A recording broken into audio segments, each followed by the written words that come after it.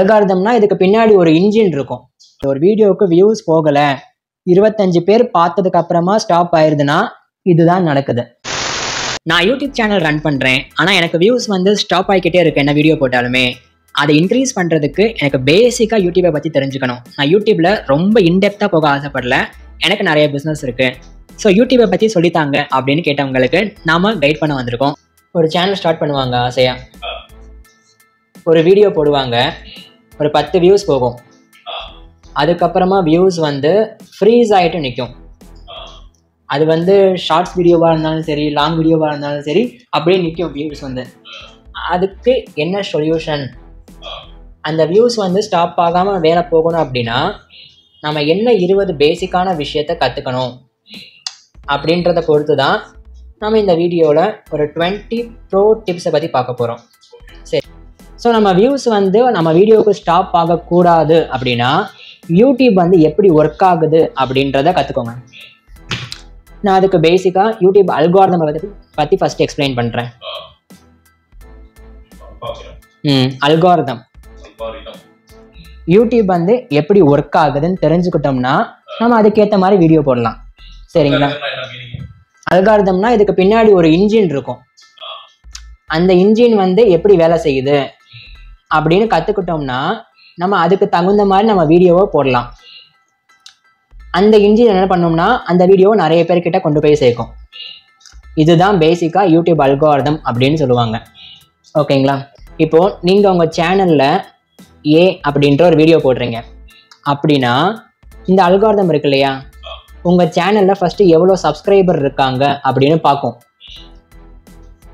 ஒரு example, 100 subscriber இருக்காங்க அப்படின்னா உங்க சேனல்ல ஒரு 50 பேர் வந்து கோர் ஆடியன்ஸாக இருப்பாங்க. நீங்கள் என்ன வீடியோ போட்டாலும் பார்ப்பேன், உங்கள் மிகப்பெரிய ஃபேனாக இருப்பாங்க ஒரு 50 பேர். இன்னொரு 50 பேர் வந்து எனக்கு டைம் இருந்தால் பார்ப்பேன்ப்பா, நீங்கள் வீடியோ போடுறதுனாலாம் பார்க்க மாட்டேன் அப்படின்னு சொல்கிறவங்களும் இருப்பாங்க. அப்போ நீங்கள் ஏன் ஒரு வீடியோ போட்டிருக்கீங்களா, அதை யூடியூப் என்ன பண்ணும்னா இந்த 50 பேருக்கு தான் ஃபஸ்ட்டு கொண்டு போய் காட்டும். இந்த 50 பேரில் எத்தனை பேர் உங்கள் தம்ப்நெயிலை பார்த்து கிளிக் பண்ணுறாங்க அப்படின்னு பார்க்கும். ஒரு உதாரணத்துக்கு இந்த 50 பேரில் ஒரு 20 பேர் வீடியோ பார்க்குறாங்க அப்படின்னா உங்களுடைய CTRன்னு சொல்லுவாங்க, கிளிக் த்ரூ ரேட். அதை நான் சொல்கிறேன் எப்படி பார்க்குறதுன்னு. அது வந்து கிட்டத்தட்ட ஒரு 10-15% கிட்ட இருக்கும். சரி, ஓகே. அப்போ மொதல் 50 பேரில் இருந்து 20 பேர் பார்த்துட்டாங்க, உங்களுக்கு 20 வியூஸ் வந்துருச்சு. யூடியூப் அல்காரிதம் திருப்பி என்ன பண்ணும்னா இந்த 50 பேர் இருக்கு இல்லையா, அவங்க கிட்ட போய் உங்க வீடியோவை காமிக்கும். அதுல 5 பேர் தான்ப்பா கிளிக் பண்ணாங்க அப்படின்னா இந்த இடத்துல உங்களுடைய கிளிக் த்ரூ ரேட் ஒரு 7% 8% கிட்ட தான் இருக்கும். இந்த 15, 8 ரெண்டுமே சேர்த்து பார்க்கும்போது 25 வியூஸ் நமக்கு வந்துருச்சு. ஆனா அதுக்கப்புறமா வியூஸ் வந்து பல வீடியோவுக்கு ஸ்டாப் ஆயிரும். ஏன் ஸ்டாப் ஆகுது? இங்கே வந்து கம்மியான ஆடியன்ஸ் தான் கிளிக் பண்ணி பார்த்துருக்காங்க. உங்களோட 100 சப்ஸ்கிரைபரில் வெறும் 25 பேர் தான் கிளிக் பண்ணுறாங்க அப்படின்னா உங்கள் வீடியோ ஸ்மாராக தான் இருக்கு. நான் இந்த வீடியோவை புது ஆடியன்ஸ்க்கு கொண்டு போக மாட்டேன் அப்படின்னு தெரிஞ்சுக்கிட்டு யூடியூப் இந்த இடத்துலையே ஸ்டாப் பண்ணிடும் ரெக்கமெண்டேஷனை. அப்போ வியூஸ் ஆட்டோமேட்டிக்காக ஸ்டாப் ஆயிடுது உங்களுக்கு. ஓகேங்களா?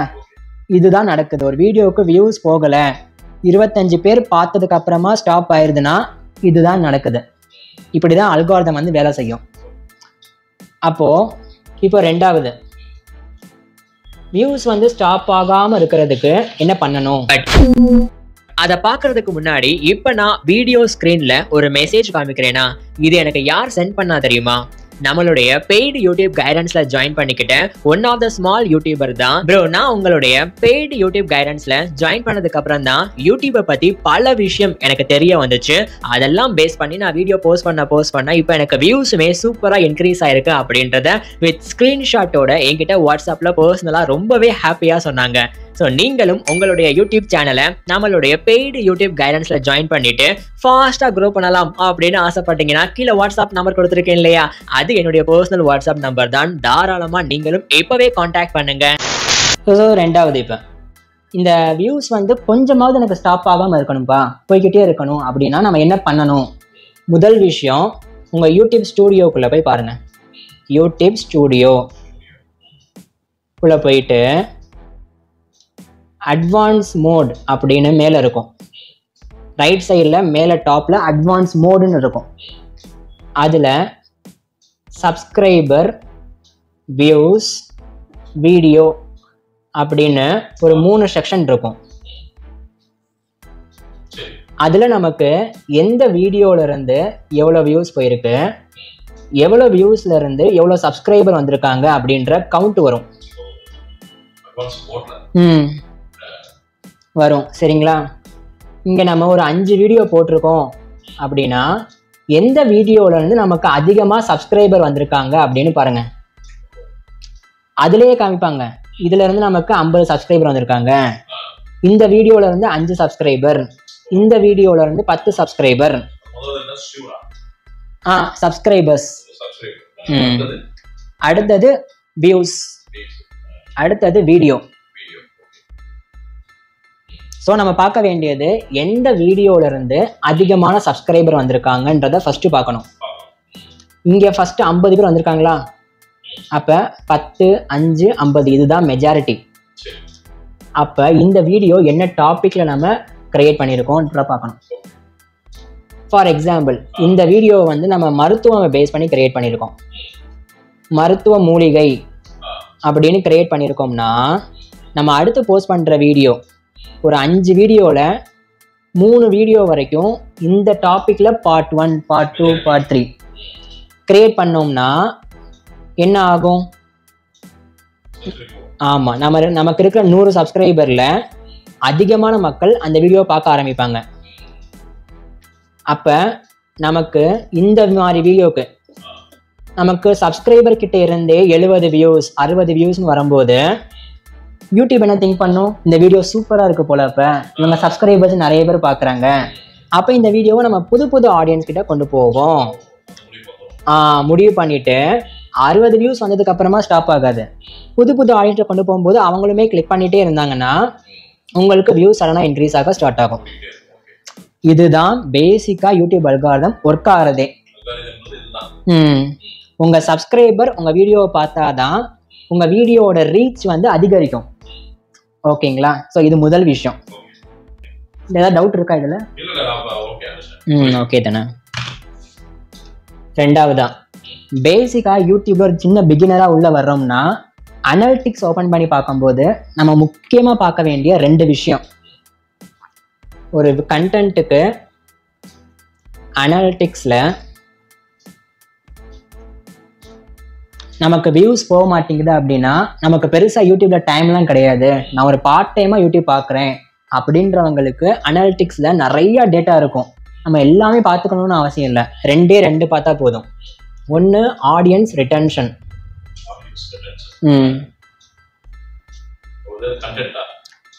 கண்டென்ட்டில் அனலிட்டிக்ஸ்.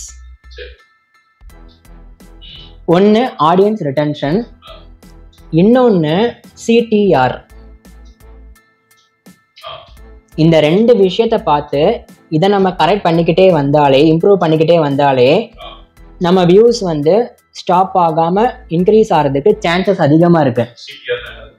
சிடிஆர்னா click through rate. ஆமாம், கிளிக் த்ரூ ரேட்னு சொல்லுவாங்க சிடிஆர்னா. So rate. ஓகேங்களா? இப்போது ப்ரோ நீங்கள் சொல்லிட்டீங்க இந்த 2ஐயும் பார்த்து நம்ம இம்ப்ரூவ் பண்ணிக்கிட்டே வந்தால் வியூஸ் அதிகமாக போகும்னு. ஆனால் இதை எங்கே போய் நான் பார்க்குறது, எப்படி இம்ப்ரூவ் பண்ணுறது அப்படின்ற விஷயத்த சொல்கிறேன். நார்மலாக கண்டென்ட்குள்ளே போனதுக்கப்புறமா ஓவர் வியூ அப்படின்னு அனலிட்டிக்ஸில் இருக்கும். அதில் பார்த்தீங்கன்னா இந்த ஆடியன்ஸ் ரிட்டன்ஷன் அப்படின்னு ஒரு கிராஃப் இருக்கும். கிராஃப் வந்து நான் பார்த்தவன் என்னோட எக்ஸ்பீரியன்ஸில் சொல்கிறேன். ஒரு கிராஃப் வந்து சடனாக ட்ராப் ஆகும், கீழே போகும். இன்னொரு கிராஃப் வந்து இந்த மாதிரி வரும். அடுத்து இப்படியும் கிராஃப் வரும். அடுத்த கிராஃப் வந்து சடனாக ட்ராப் ஆகிட்டு இப்படி கீழே போயிடும். ஓகேங்களா? ஸோ இந்த டேட்டாவில் ஒரு கிராஃப் வந்து நான் ஃபார் எக்ஸாம்பிளுக்கு சொல்கிறேன். ஆடியன்ஸ் ரிட்டன்ஷனை எப்படிலாம் இம்ப்ரூவ் பண்ணலான்றதுக்கு இப்போ நான் ஐடியா தரேன். இப்படி கிராஃப் இருக்குங்களா, ட்ராப் ஆகுது, இப்படி போகுது, திரும்ப ட்ராப் ஆகுது, போகுது. இந்த இடத்துல இந்த கிராஃப் வந்து எங்கெல்லாம் விழுகுதோ அங்கெல்லாம் நம்ம மிஸ்டேக் பண்ணுறோன்னு அர்த்தம். நம்ம வீடியோ வந்து 0.00 இருந்து 5 நிமிஷம் வீடியோ அப்படின்னா இது எந்த நிமிஷத்தில் வருதுன்னு பார்க்கணும், இது எந்த நிமிஷத்தில் வருதுன்னு பார்க்கணும், இது எத்தனை செகண்டில் வருதுன்னு பார்க்கணும். ஃபார் எக்ஸாம்பிள் இது 3 நிமிஷத்தில் வருதுப்பா, இது 4வது நிமிஷத்தில் வருது, இது ஃபஸ்ட்டு 1 நிமிஷத்துலேயே வருது அப்படின்னா நம்ம வீடியோ ஓப்பன் பண்ணி பார்க்கணும். நம்ம 3வது நிமிஷம் வரும்போது என்ன பேசியிருக்கோம், 4வது விஷயம் வரும்போது என்ன பேசியிருக்கோம், ஃபஸ்ட்டு இன்ட்ரோ வந்து எப்படி கொடுத்துருக்கோம் அப்படின்றத பார்த்தோம்னா அடுத்த வீடியோவில் இந்த மிஸ்டேக் பண்ணாமல் இருக்கணும். 3வது நிமிஷத்தில் ஏதாவது போர் அடிக்கிற மாதிரி பேசியிருப்போம், இல்லை சம்மந்தமே இல்லாத விஷயத்த காட்டியிருப்போம் வீடியோவில். அப்படிலாம் பண்ணும்போது ஆடியன்ஸ் வந்து ஸ்கிப் பண்ண ஆரம்பிச்சிருவாங்க வீடியோவை. ஸோ ஃபஸ்ட்டு கிராஃப் ஓப்பன் பண்ணிவிட்டு எங்கெங்கே விழுகுதோ அதெல்லாமே அடுத்தடுத்த வீடியோவில் அந்த மிஸ்டேக்கை பண்ணாமல் இருந்தால் கிராஃப் வந்து இப்படி போக ஆரம்பிக்கும். இதுதான் ஆடியன்ஸ் ரிட்டன்ஷனை இம்ப்ரூவ் பண்ணுறதுக்கு பேசிக்கான ஸ்டெப்பு. ஓகேங்களா? சிடிஆர்னா இதே மாதிரி தான், கண்டென்ட்டுக்குள்ள ரீச் அப்படின்னு ஒரு ஆப்ஷன் இருக்கும். அதில் இம்ப்ரெஷனுக்கு பக்கத்தில் சிடிஆர் அப்படின்னு இருக்கும். எப்போவுமே ஒரு வீடியோவோட சிடிஆர் 7லேருந்து 11% இருந்துச்சுன்னா பெட்டர். ஓகேங்களா? உங்களுக்கு அது எவ்வளோ வியூஸ் போயிருந்தாலுமே, 5 வியூஸ் போயிருக்கு, 50 வியூஸ் போயிருக்கு, இல்லை 5000 வியூஸ் போயிருக்குன்னா கூட பரவாயில்ல, சிடிஆர் 7லேருந்து 11 இருந்தால் உங்கள் தம்ப்நெயில் வந்து முன்னாடி வைக்கிறீங்க இல்லையா ஃபோட்டோ, அது நல்லா இருக்குன்னு அர்த்தம். இல்லை எனக்கு வந்து சிடிஆர் 1% தான் இருக்குது, 3% தான் இருக்குது அப்படின்னா உங்கள் தம்ப்நெயில் நல்லா இல்லை. தம்ப்நெயில்னா வீடியோக்கு முன்னாடி ஃபோட்டோ வைப்போம் இல்லையா, டிசைன் மாதிரி பண்ணி ஃபோட்டோ வைப்போம் இல்லையா, அதை தான் தம்ப்நெயில்னு சொல்லுவாங்க. அது நல்லா இல்லை அப்படின்னா ஆடியன்ஸ் வந்து அதிகமாக அதை கிளிக் பண்ண மாட்டாங்க. கிளிக் பண்ணலைன்னா என்ன ஆகும், வியூஸ் வந்து ஸ்டாப் ஆகும். ஸோ 1%, 3%லாம் சிடிஆர் இருந்துச்சுன்னா உங்கள் தம்ப்நெயிலை நீங்கள் சேஞ்ச் பண்ணணும். ஆமாம், இது இம்ப்ரூவ் பண்ணணும். தம்ப்நெயில் கண்டிப்பா செலக்ட் பண்ணி ஏதாவது ஒன்று வைக்கும். நம்ம தம்ப்நெயிலையே போடலன்னா யூடியூப் ஆட்டோமேட்டிக்காக நம்ம வீடியோவில் உள்ள ஒரு கிளிப்பை தான் எடுத்து தம்ப்நெயிலாக செட் பண்ணிக்கும். ஆமாம், அதுவே செட் பண்ணிக்கும். ஆனால் பார்க்கும்போது பெருசாக அட்ராக்டிவாக இருக்காது அது. சரிங்க, அதான் இதான் மேட்ரே, முக்கியமான மேட்ரே. ஏன்னா தம்ப்நெயில் அப்படின்றது ஒரு படத்தோட போஸ்டர் மாதிரி. போஸ்டரை பார்த்து பிடிச்சிருந்தாதான் ஆடியன்ஸ் உள்ள வந்து படத்தையே பார்ப்பாங்க. அதே தான். ஸோ அந்த பேனர் கிரியேட் பண்ணிட்டு அந்த பேனரை நல்லா இருக்கா அப்படின்னு செக் பண்ணுறதே இந்த சிடிஆர் தான். 7லேருந்து 11% கிட்ட மெயின்டைன் பண்ணால் பெட்டர். நிறைய வீடியோ வைரல் ஆகும் இல்லையா, நிறைய வீடியோ வந்து அதெல்லாம் ட்ரெண்டிங் ஆன வீடியோலாம் 15%க்கு மேலே இருக்கும். ஈவன் 1 மில்லியன் வியூஸ் போனால் கூட 15க்கு மேலே இருக்கும். பட் நம்ம ஆரம்பத்தில் இருக்கோன்றதுனால 7லேருந்து 11% இருந்தால் ஓகே, பெட்டர். ஸோ 2வது விஷயம், வியூ ஸ்டாப் ஆகக்கூடாதுன்னா இந்த 2தையும் ஃபஸ்ட்டு இம்ப்ரூவ் பண்ணணும். ஓகேங்களா? ஏதாவது டவுட் இருக்குது அதில்? மொபைலில் எடிட் பண்ணுறது, எடிட்டிங் இம்ப்ரூவ் ஆச்சுன்னா ஆடியன்ஸ் ரிட்டன்ஷனுமே இம்ப்ரூவ் ஆகும். இது வந்து மறுக்க முடியாத உண்மை. யூடியூப்ல என்னதான் நம்ம நல்லா பேசினாலும், என்னதான் ஒரு வேல்யூபிளான இன்ஃபர்மேஷனை சொன்னாலுமே, கொஞ்சம் எடிட்டிங் பார்க்குறதுக்கு நல்லா இருந்துச்சு அப்படின்னா ஆடியன்ஸ்க்கு அந்த வீடியோவை ஸ்கிப் பண்ணிடணும்னு மனசு வராது. ஓகேங்களா? ஸோ மொபைலில் எடிட்டிங் பண்ணுறதுக்கு ஒரு பிகினர் யூஸ் பண்ணுற ஆப்னா இன்ஷாட்டு, யூடியூப் கிரியேட்,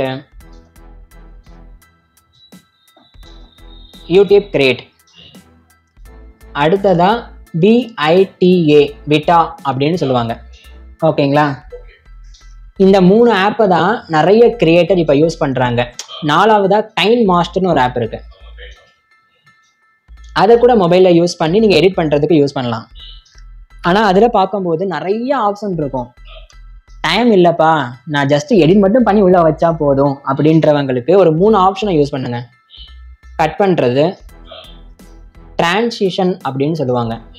டிரான்சிஷன்னா ஒரு கிளிப்புக்கும் இன்னொரு கிளிப்புக்கும் ஒரு எஃபெக்ட் ஆட் பண்ணுறது, ஜூம் அவுட் ஆகிறது, ஜூம் இன் ஆகிறது, அந்த மாதிரி. 3வது, நீங்கள் இப்போ ஒரு பிளேஸை பற்றி சொல்கிறீங்க, ஒருத்தரோட பேரை மென்ஷன் பண்ணுறீங்கன்னா அந்த இடத்துல வீடியோவுக்கு மேலேயே எழுதி காமிச்சிருங்க டெக்ஸ்டா. ஓகேங்களா? இந்த ஆப்லேயே வந்து டெக்ஸ்ட்னு ஒரு ஆப்ஷன் இருக்கும்.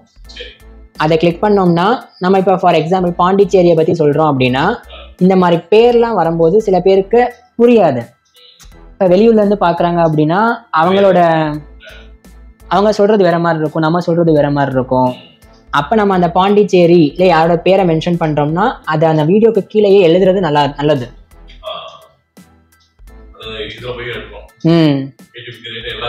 எல்லாத்துலேயுமே டீன்னு போட்டிருக்கோம், டெக்ஸ்ட்னு ஒரு ஆப்ஷன் இருக்கும். நம்ம ஆமாம், அவ்வளோதான். இப்போ நீங்கள் வந்து ஒரு வீடியோ பேசும்போது நான் இந்த பிளேஸுக்கு போயிருக்கேன்னு சொல்கிறீங்க. திருநெல்வேலி அப்படின்ற பிளேஸ் வரும்போது எடிட்டிங்கில் வீடியோவை ஸ்டாப் பண்ணிடணும். ஸ்டாப் பண்ணிவிட்டு கீழே டெக்ஸ்ட்னு இருக்கும், அதை கிளிக் பண்ணிடணும். பண்ணிவிட்டு திருநெல்வேலின்னு டைப் பண்ணிவிட்டு ஓகேன்னு கொடுத்துட்டோம்னா அந்த வீடியோவுக்கு மேலே நீங்கள் இந்த இடத்துல பேசுகிறீங்கன்னா இங்கே திருநெல்வேலின்னு வந்துடும். அவ்வளோதான். நம்மளே பண்ணிக்கலாம்.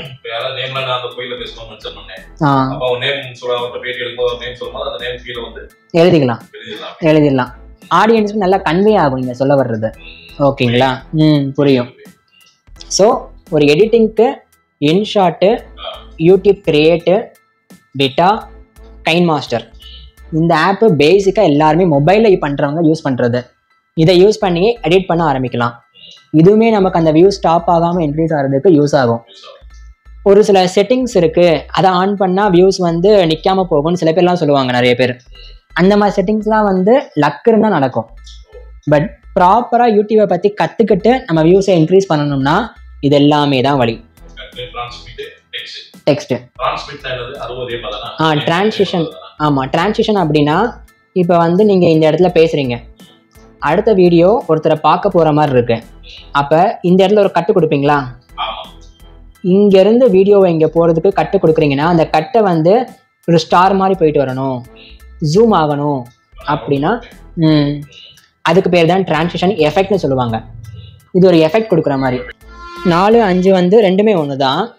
தம்ப்நெயிலை கிரியேட் பண்ணுறது நான் சொன்னேன் இல்லையா, சிடிஆரை இம்ப்ரூவ் பண்ணால் நம்மளோட தம்ப்நெயில் வந்து இம்ப்ரூவ் ஆகும், வீடியோவுக்கு வியூ ஸ்டாப் ஆகாமல் போகும்னு சொன்னேன் இல்லையா. அதுக்கு ஒரு ஆப்பு தான் கேன்வா. ஓகேங்களா? இந்த ஆப்பை யூஸ் பண்ணி நம்ம தம்ப்நெயிலை ஈஸியாக கிரியேட் பண்ணலாம். அதை நான் எப்படின்னு ஜஸ்ட் டுட்டோரியல் சொல்கிறேன். ஒன்றும் இல்லை, கேன்வாவை ஃபஸ்ட்டு நீங்கள் ப்ளே ஸ்டோரில் போய் டவுன்லோட் பண்ணிக்கணும். பண்ணிட்டீங்கன்னா ஓப்பன் ஆகும். ஃபஸ்ட் பேஜ் கேன்வா அப்படின்னு போட்டிருக்கோம். 2வது சர்ச் பாக்ஸில் நீங்கள் யூடியூப் தம்ப்நெயில் அப்படின்னு டைப் பண்ணுங்க. அதில் ஃபஸ்ட்டாகவே வந்துடும் யூடியூப் தம்ப்நெயில்னு. அதை கிளிக் பண்ணிடுங்க. அதுக்கப்புறம் நிறைய டிசைன்ஸ் வரும், பாக்ஸாக போட்டு அவங்களே கொடுப்பாங்க. அதில் உங்களுக்கு என்ன டிசைன் பிடிச்சிருக்கோ அதை சூஸ் பண்ணுங்க. சூஸ் பண்ணால் அந்த டிசைன் உங்களுக்காகன்னு வந்துடும். ஸோ இந்த டிசைன் வந்ததுக்கப்புறமா text, image, elements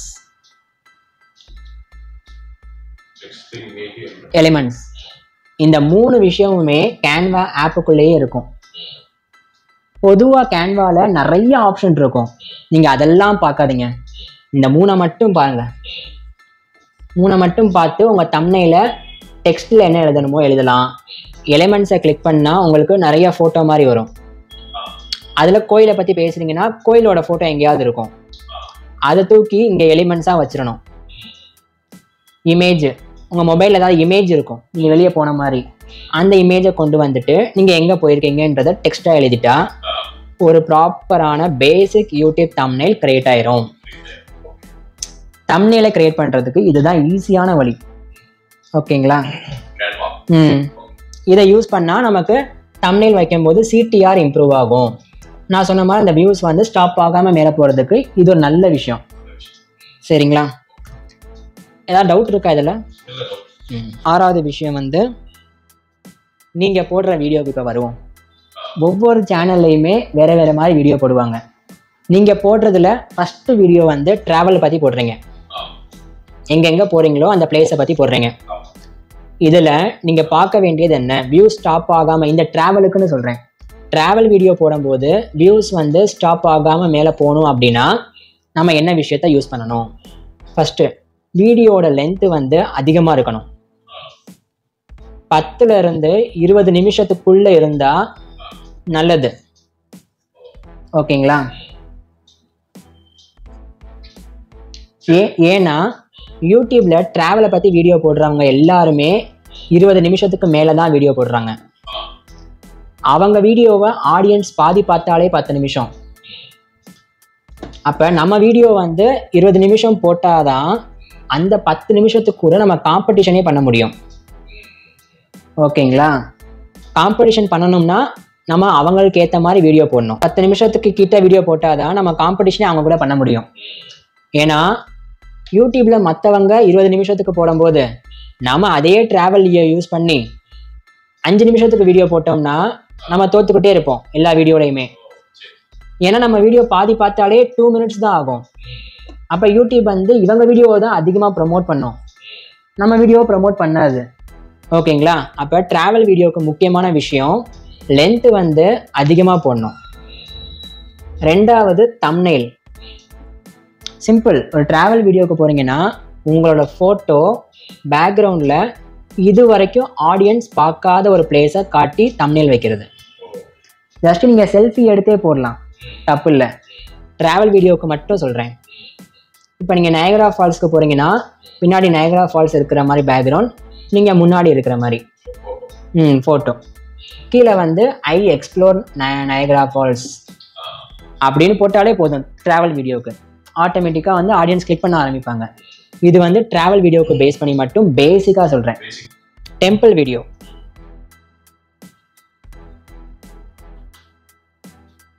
temple video போடுறீங்க இல்லையா, கோயில் சம்மந்தமாக, இங்கே வந்து கியூரியாசிட்டி அப்படின்றத கிரியேட் பண்ணணும்.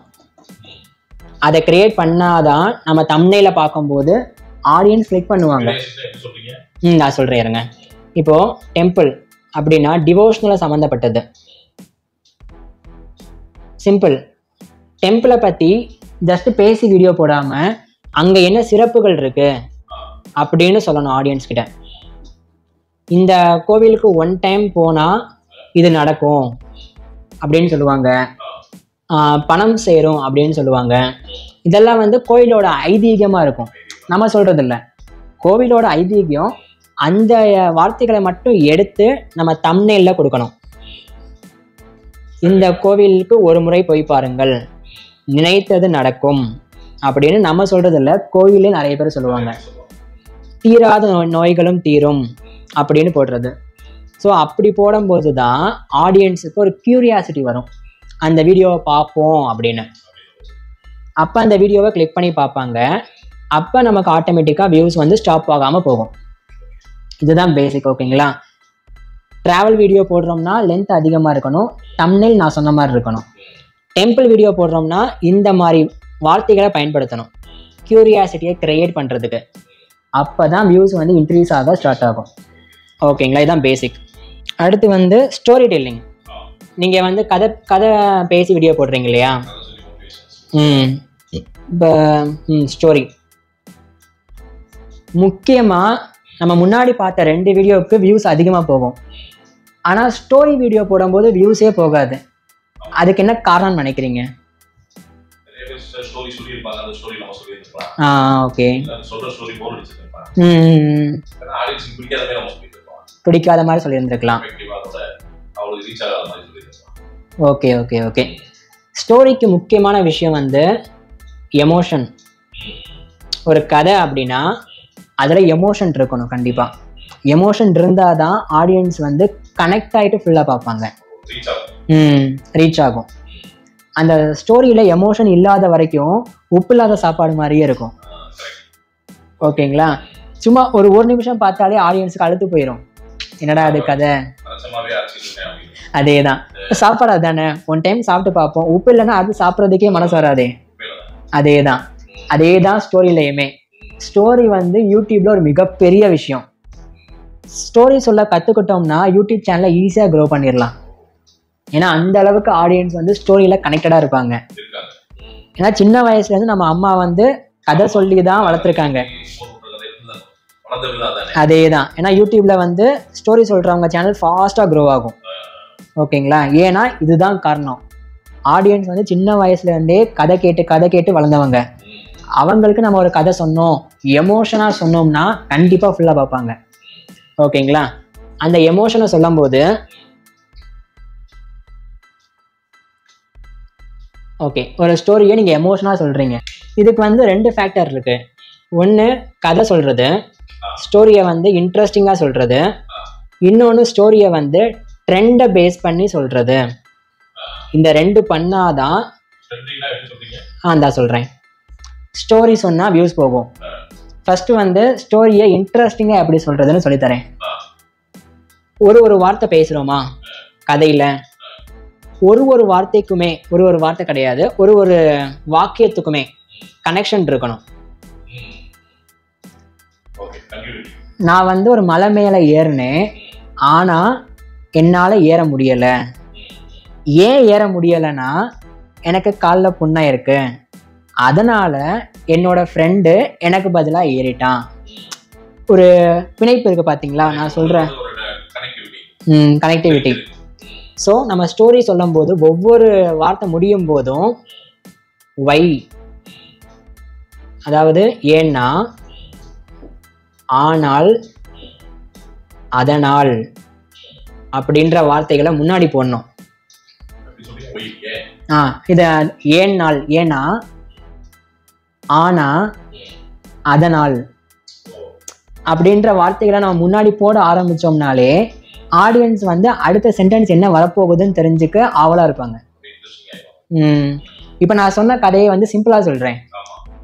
நான் ஒரு மலை மேலே ஏறினேன், எனக்கு காலில் புண்ணு இருந்துச்சு, ஆனால் என்னால் ஏற முடியலை, கால் ரொம்ப வலிச்சிச்சு.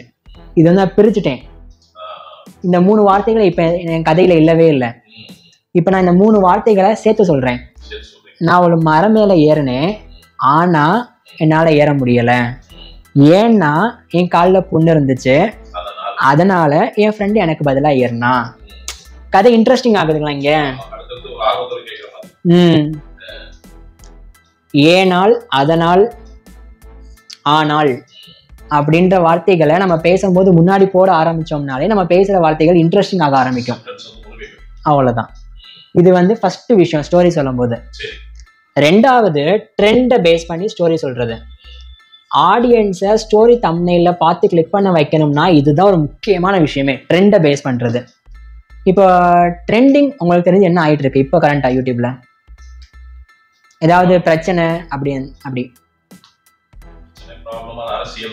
அரசியல். இப்போ ரீசெண்டா கொல்கத்தான இஷ்யூ போயிட்டு இருக்கு இல்லையா? போயிட்டு இருக்கு இல்லையா?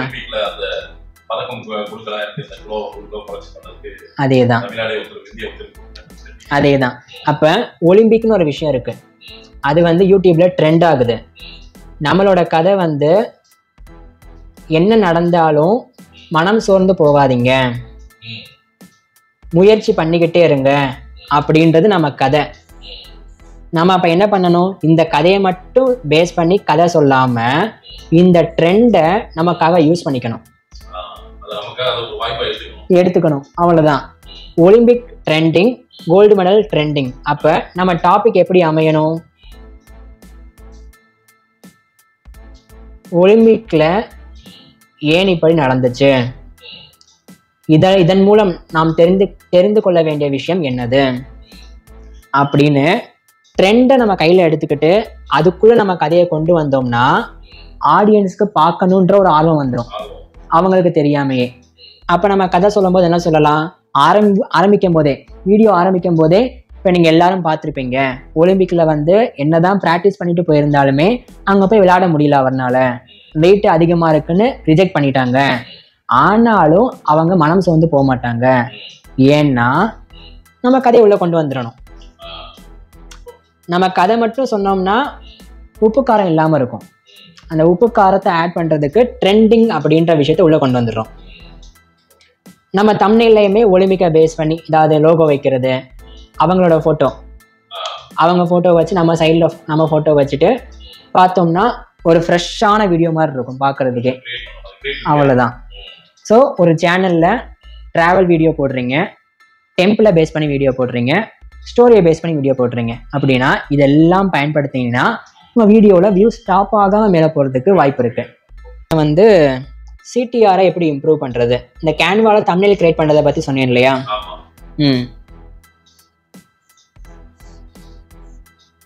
ஸோ மொத்தம் 3 விதமாக தம்ப்நெயிலை கிரியேட் பண்ணால் உங்களுக்கு சிடிஆர் இம்ப்ரூவ் ஆகும்னு சொன்னேன் உங்கள் சேனலுக்கு. ஒன்று ப்ளசன்ட் தம்ப்நெயில்னு சொல்லுவாங்க. ப்ளசன்ட் தம்ப்நெயில்னா ஒன்றுமே எடிட்டிங்லாம் பண்ணாமல் பேக்ரவுண்டில் நீங்கள் எங்கே இருக்கீங்க, ஒரு புது விஷயத்த ஆடியன்ஸ்க்கு ட்ராவலில் காமிச்சு தம்ப்நெயில் வைக்கிறது. ரெண்டாவது டெம்பிளில் டெக்ஸ்ட் முக்கியம்.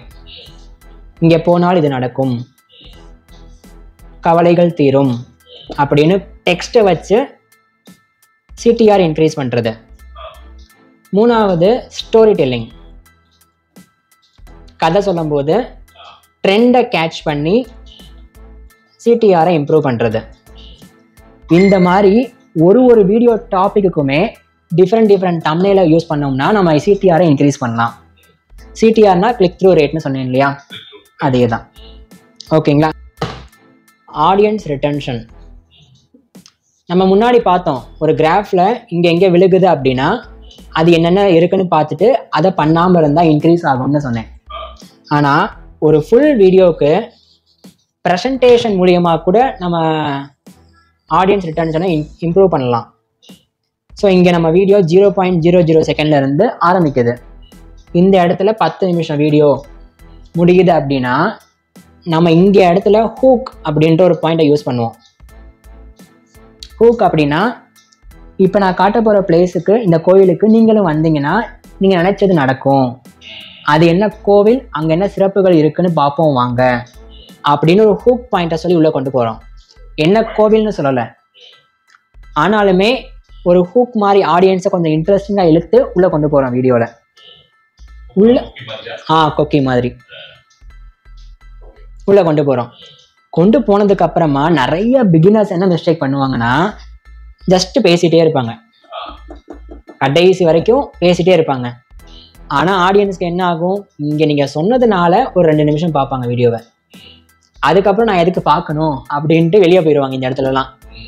ஸோ இந்த இடத்துல இப்படி வெளியே போகக்கூடாது அப்படின்னா நீங்கள் இங்கே பயன்படுத்தின விஷயத்த இங்கேயும் பயன்படுத்தணும். இங்கே பயன்படுத்தினீங்கன்னா இது வரைக்கும் பார்ப்பாங்க. நீங்கள் இங்கே ஒரு ஹூக்கை பயன்படுத்தியிருப்பீங்க. இங்கே என்ன பண்ணணும் அப்படின்னா, சரி நான் என்ன கோவில்னு சொல்லிட்டேன், இங்கே தினமும் எத்தனை பேர் வர்றாங்க, அவங்களுக்கு என்னதான் நடக்குது அப்படின்னு அவங்ககிட்டே கேட்டு தெரிஞ்சுப்போம். இங்கே ஒரு ஹூக் போட்டோமா, திருப்பி ஆடியன்ஸ் எவ்வளோ தூரம் பார்ப்பாங்களா. இங்கே வரும்போது இங்கே இந்த கோவிலோட சிறப்பு என்னது, எதனால் இந்த கோவிலை இந்த பேர் சொல்லி அழைக்கிறாங்க அப்படின்னு தெரிஞ்சு போவாங்க.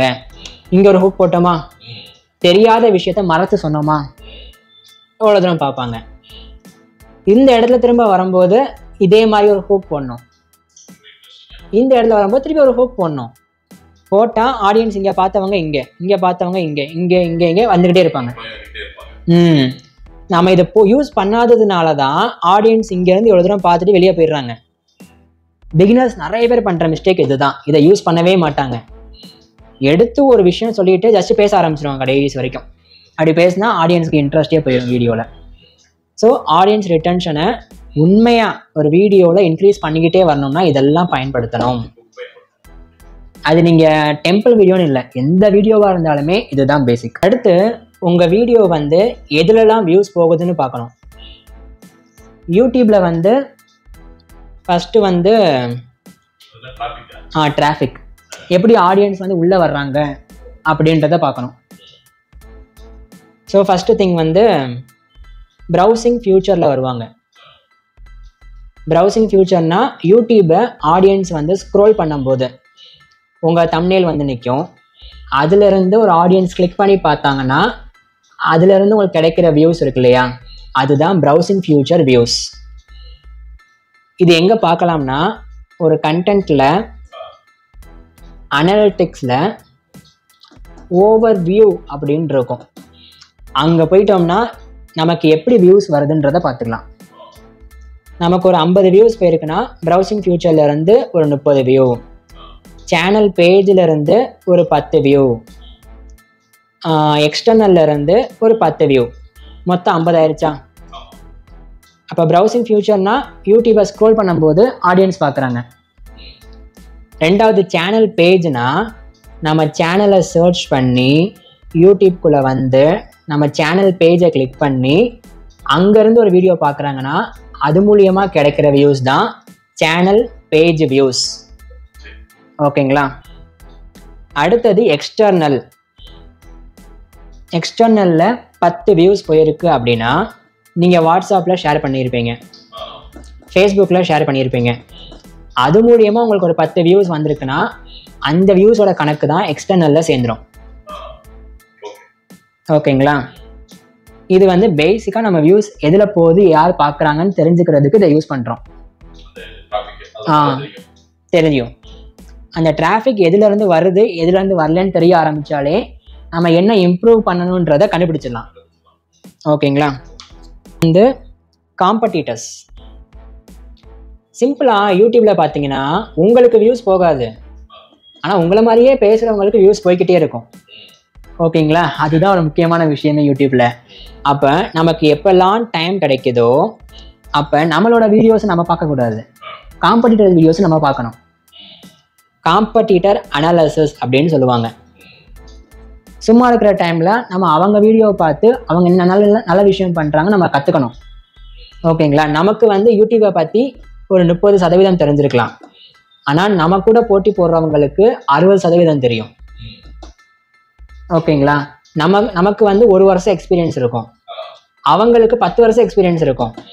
அப்போ நம்ம 10 வருஷம் கடந்து போய் அதை கற்றுக்கணுன்றது இல்லை. அவங்க தான் பார்த்தாலே தெரிஞ்சிடும் இல்லையா, அவங்க எடிட்டிங்கில் பெட்டராக இருக்காங்களா, இல்லை ஸ்டோரி நல்லா சொல்கிறாங்களா, இல்லை டாப்பிக்கை ட்ரெண்டிங்காக எடுக்கிறாங்களா அப்படின்றத பார்த்தாலே நம்ம வந்து அவங்கக்கிட்ட இருந்து நிறைய விஷயத்த கற்றுக்கிட்டு நம்ம சேனலில் அதை யூஸ் பண்ண ஆரம்பித்தோம்னா அவங்கள விட நம்ம வியூஸ் அதிகமாக பார்க்க ஆரம்பிக்கலாம். இதுதான் பேசிக். காம்படிட்டர்ஸ் நம்ம கற்றுக்கலாம். ஓகேங்களா? ஷார்ட்ஸ் வீடியோவில் வியூஸ் வேகமாக போகும், லாங் வீடியோவில் வியூஸே போகாது. அதுக்கு என்ன அர்த்தம்ன்றது நிறைய பேருக்கே தெரியாது. ஷார்ட்ஸ் வீடியோன்றது ஆடியன்ஸ் ஜஸ்ட் இப்படி ஸ்க்ரோல் பண்ணிகிட்டே வருவாங்க.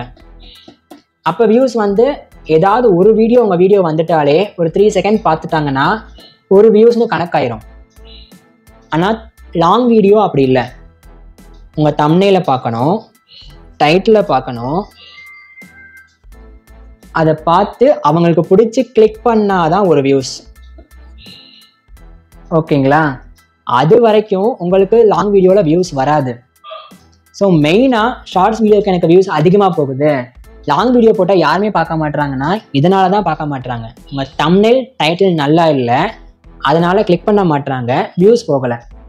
ஆனால் ஷார்ட்ஸ் வீடியோக்கு அப்படி இல்லை, ஜஸ்ட்டு ஸ்க்ரோல் பண்ணிகிட்டே வருவாங்க இப்படி இப்படி இப்படி இப்படின்னு. உங்கள் வீடியோ வந்துட்டால் ஒரு வியூஸ், அடுத்த வீடியோ என்ன வரப்போகுதுன்னே ஆடியன்ஸுக்கு தெரியாது. அப்போ உங்கள் வீடியோ வந்துட்டு அது ஒரு வியூஸ் ஆயிரும் இல்லையா? அதனால தான் ஷார்ட்ஸ் வீடியோவுக்கு வியூஸ் வேகமாக போகுது. ஷார்ட்ஸ் இப்போதைக்கு வந்து எப்படின்னா ரேண்டம் ஆடியன்ஸ் தான் யூடியூப் கொண்டு வரும். லாயலான ஆடியன்ஸை நம்ம இதுலேருந்து தான் எடுக்க முடியும். எக்யூப்மெண்ட்டை யூஸ் பண்ணணும். பிகினராக உள்ளே வர்றவங்க, நீங்கள் ட்ராவல் வீடியோவுக்கு மோஸ்ட்லி வெளியே போகிறீங்க அப்படின்னா நாய்ஸை கேன்சல் பண்ணுற மைக்கை வாங்கணும். இதுதான் பேசிக். யூடியூப்பில் 2 விஷயத்தை தான் ஆடியன்ஸ் பார்க்குறாங்க. ஒன்று உங்களோட வீடியோ குவாலிட்டி, இன்னொன்று ஆடியோ. நீங்கள் பேக்கப்பில் எங்கே போகிறீங்க, எதில் போகிறீங்க, என்ன பண்ணுறீங்க, என்ன சாப்பிட்றீங்கலாம் பார்க்கவே மாட்டாங்க.